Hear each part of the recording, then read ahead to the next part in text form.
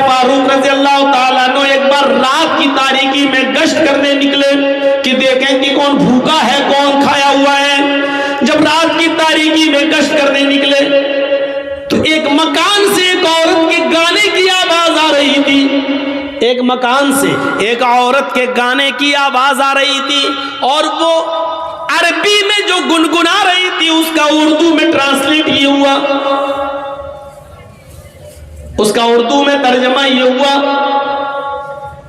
کاش آج نضر ابن حارث مجھے مل جاتا, کاش آج نضر ابن حارث مجھے مل جاتا تو آج کی رات وہ میرے پاس ہوتا اور اس چارپائی کے چرمرانے کی آواز آ رہی ہوتی, یعنی میں اس کے ہم آغوش ہوتی, میں اس کے ساتھ آج ملتی, میں اس کے ساتھ جسمانی تعلقات قائم کرتی. کاش نضر ابن حارث مجھے مل جاتا اور میں نضر ابن حارث کو رات میں اپنی چارپائی پہ بلاتی, اپنے بستر پر اس کو اپنے ساتھ سلاتی.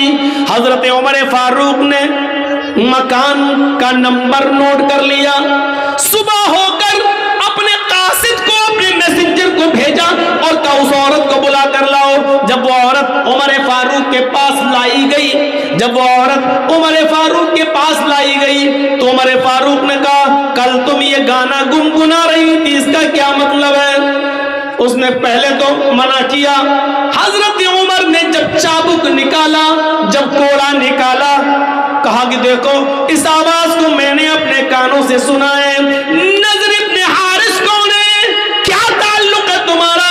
کہنے لگی امیر المومنین میرا شوہر میدان جنگ میں شہید ہو گیا, قتل کر دیا گیا, شہید ہو گیا, ابھی تک پھر میں نے کوئی دوسری شادی نہیں کی ہے.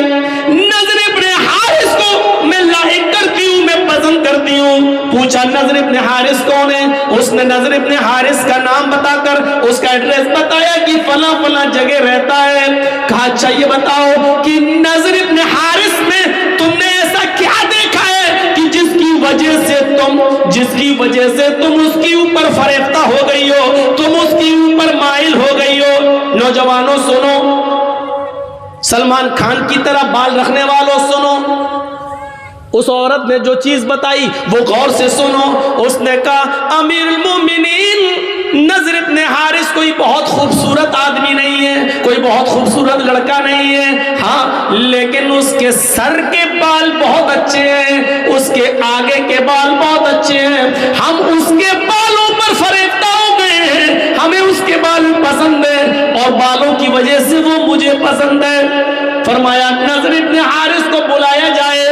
میسنجر گیا, قاصد گیا, نضر ابن حارث کو بلایا گیا, ان سے کہا گیا اے نضر ابن حارث اپنے بال دکھاؤ. نضر ابن حارث نے امامہ اتارا اور اپنے بال دکھائے تو نضر ابن حارث کے بال آگے سے بڑھے ہوئے تھے, یہاں مطلب یہاں سے ٹھیک یہاں بڑھے ہوئے تھے. ہوتا نا ایسے بہت سے لوگ کرتے رہتے ہیں, عادت ہوتی ہے کبھی کبھی, یہ اسٹائل ہوتی ہے آگے کے بال یہ. تو اللہ حضرت عمر نے کہا اوہ یہ زلفیں ہیں تمہاری. اے نضر ابن حارث تمہاری زلفوں نے, آگے کے تمہارے ان بالوں نے مدینے کی عورتوں کو فتنے میں ڈال دیا, مدینے کی لڑکیوں کو فتنے میں ڈال دیا. نائی کو بلوایا, حجام کو, باربر آؤ ادھر. کہا کیا ہوا؟ ان کا ٹکلا کرو. کہا امیر المومنین میں تو اس عورت کو جانتا ہی نہیں ہوں کون ہے, اب وہ اگر میرا نام لے رہی تو میں کیا کروں؟ کبھی کبھی ہوتا ہے ایک طرفہ محبت. وہ کہہ رہا ہے نضر ابن حارث میں تو جانتا ہی نہیں ہوں کہ کون ہے, ارے وہ میرا نام لے رہی ہے تو اس میں کیا کروں, میں گیا تو نہیں ہوں. تو امیر المومنین نے کیا کہا, نضر ابن حارث تمہاری بات ٹھیک ہے لیکن سبب تو تمہارے بال ہیں, نہ تمہارے آگے کے یہ بال اتنے بڑے ہوتے, نہ مدینے کی عورتیں فتنے میں پڑتی, لہذا تمہارے بال کاٹے جائیں گے. ان بالوں نے فتنے میں ڈال دیا. کھڑے میں ٹکلا نہیں کرانا چاہتا ہوں. کہا تم نہیں کرانا چاہتے تو کیا ہوا, تمہارے بالوں نے مدینے کی عورتوں کو فتنے میں ڈال دیا, اس برائی کو میں مٹا کے کے رہوں گا. اور پکڑا ان کو, بیٹھ, بٹھایا اور اس طرح چلوا کے ٹکلا کر دیا پورا. ہو گیا ٹکلا. اب وہی امامہ اٹھایا اور ان کے سر پہ باندھ دیا. لو چلو. اتفاق دیکھیے, کبھی کبھی ہوتا نا, ٹکلا کرنے کے بعد جب امامہ باندھا تو پہلے سے زیادہ خوبصورت لگنے لگی. ابھی مدینے کی ایک عورت ان کے اوپر مر رہی تھی, اب جو دیکھتی وہ مرتی ہے. اتنا خوبصورت, اتنا خوبصورت, 10 عورتیں ان کے اوپر مرنے لگیں. حضرت عمر فاروق نے پھر بلایا, اے نظر ادھر آؤ. اس کا کیا ہوا؟ تمہارے بال کاٹنے کے بعد بھی ہم ناکام رہے. کافر, اب کیا کرو گے؟ گردن کاٹو گے میری؟ حضرت عمر ہنستے ہوئے کہتے ہیں, تمہاری سمامے نے اور تمہاری اس خوبصورتی نے ہی مردوں کی, مدینے کی عورتوں کو فتنے میں ڈال دیا. لہذا اب تمہیں اس مدینے سے نکالا جا رہا ہے. اب تم اس مدینے میں نہیں رہو گے اور میں تمہیں مبلغ بنا کر, داعی بنا کر یہودیوں کی یا عیسائیوں کی بستی میں بھیج رہا ہوں. تم عیسائیوں کی بستی میں داعی بن کر جاؤ گے, اور یاد رکھنا یہودی اور عیسائی کی بستیوں میں جانے کے بعد تمہیں وہاں کی لڑکیاں فتنے میں نہ ڈال دیں. یاد رکھنا تمہیں اپنے کام سے کام رکھنا. اگر وہاں کی لڑکیاں فتنے میں پڑ جائیں, تم سے عشق و پیار کرنے لگے, تو تم ان کو اسلام کی دعوت دینا, تم ان کو اسلام کی تعلیم بتانا, تم ان کو نماز بتانا, تم ان کو روزہ بتانا, تم ان کو اسلام کی دعوت دینا. دیکھنا کہ وہ تمہاری طرف مائل ہو رہی ہیں تو تمہاری بات بھی مانتی ہیں یا نہیں مانتی ہیں. اور جب وہ ایک بار اسلام لے آئیں گی تو پھر ان کے نکاح مسلمان لڑکوں کے ساتھ, صحابہ کے ساتھ کروا دیے جائیں گے.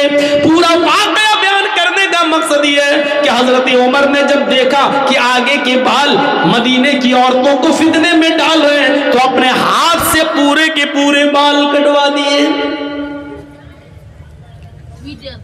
اس طریقے سے ایکشن لیا جاتا تھا سماج کے اندر کہ کون سی چیز فتنے میں ڈال رہی ہے, اس فتنے کو ختم کیا جاتا تھا. ہم لے رہے ہیں ایسا ایکشن؟ نہیں لے سکتے. گاؤں کے سردار ہیں لیکن شرابی لڑکوں پر ایکشن نہیں لے سکتے ہیں, بے نمازی لڑکوں پر ایکشن نہیں لے سکتے. کیوں؟ سردار صاحب خود نماز نہیں پڑھتے تو ایکشن لے کے کیا کریں گے؟ اگر بے نمازی پر ایکشن لے لیا تو لوگ کہیں گے اچھا سردار جی اپنے لیے چھوٹ, اپنے لیے چھوٹ. نہیں میرے پیارے ساتھیوں, حضرت عمر فاروق تو ایسی بستی کے اندر جاتے ہیں.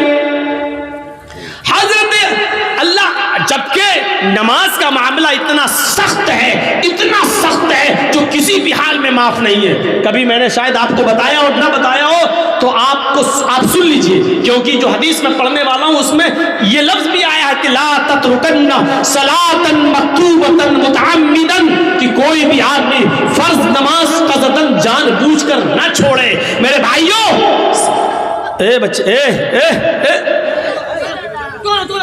بھیا, یار یہ سامنے بیٹھ کر کربلا کا یوز کر رہے ہیں. چھوٹا موٹا آدمی نہیں ہے بھائی. چلیے چلیے, اب اس کو بھی وہاں بھیج دو گے تو وہاں لڑنے لگیں گے. ایک کو ادھر بھیجو, ایک کو یہاں بھیجو.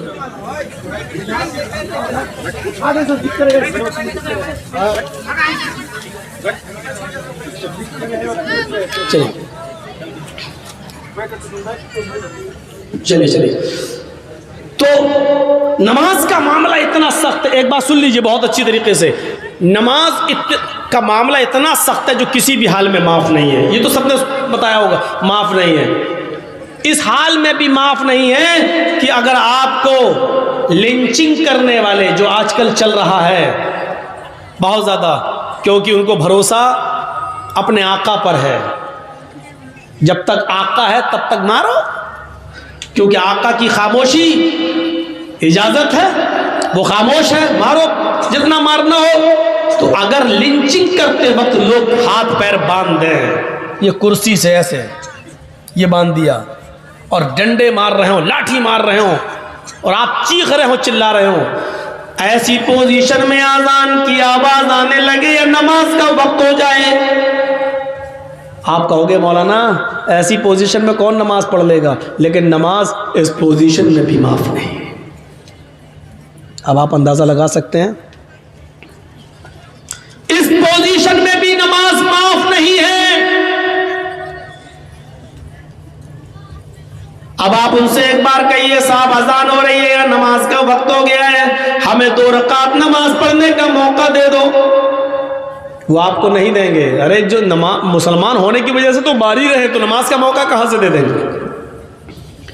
لیکن آپ اپنی ذمہ داری سے آگاہ ہو جائیے، صاحب ہمیں 2 رکعت نماز پڑھنے کا موقع دے دو، اس کے بعد میں جو کرنا ہو کر لینا، اذان ہو رہی ہے۔ وہ آپ کو اجازت نہیں دیں گے۔ اب آپ وضو نہیں بنا سکتے کیونکہ ہاتھ پیر بندھے ہوئے ہیں، آپ وضو نہیں بنا سکتے کیونکہ ہاتھ پیر بندھے ہوئے ہیں۔ اب آپ نیت سے وضو کیجئے، نیت سے وضو۔ اگر میرے ہاتھ کھلے ہوتے تو میں وضو کرتا، یہ لوگ مجھے مار رہے ہیں، وضو کی طاقت نہیں ہے میرے اندر، لہٰذا میں نے وضو کی نیت کر لی ہے۔ نیت سے وضو ہو گیا، دل میں نیت کر لیجئے میں نے وضو کر لیا۔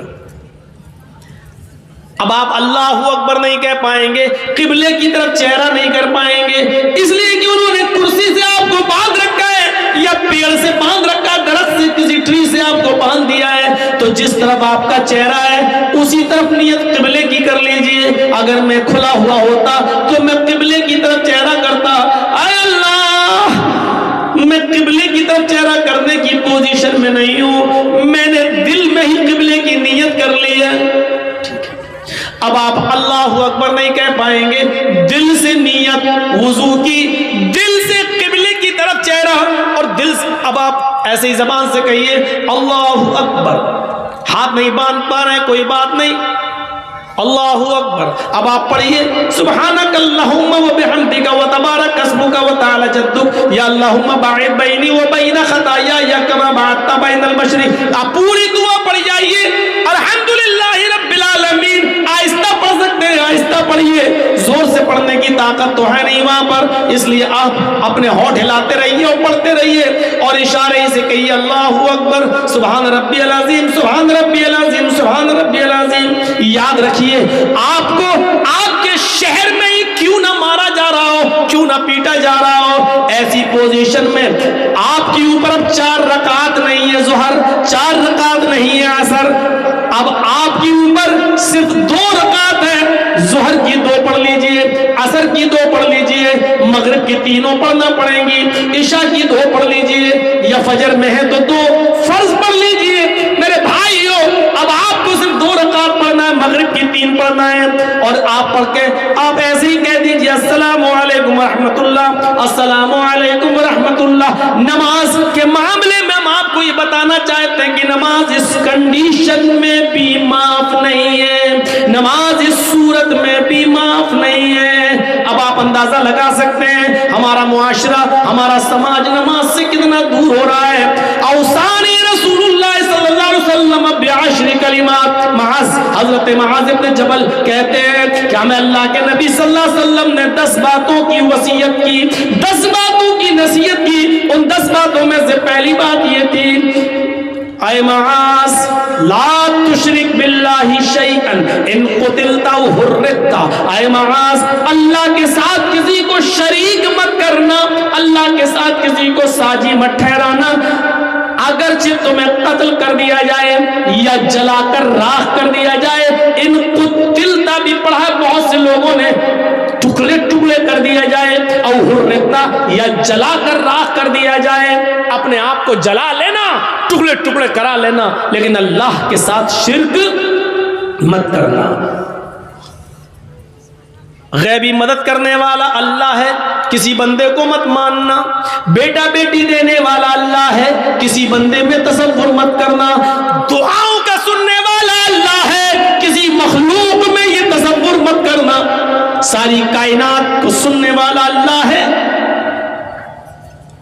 یہ کسی مخلوق میں مت ماننا، ہر چیز کا علم اللہ کو ہے، یہ کسی مخلوق کے اندر مت ماننا۔ شرک کس کو کہتے ہیں؟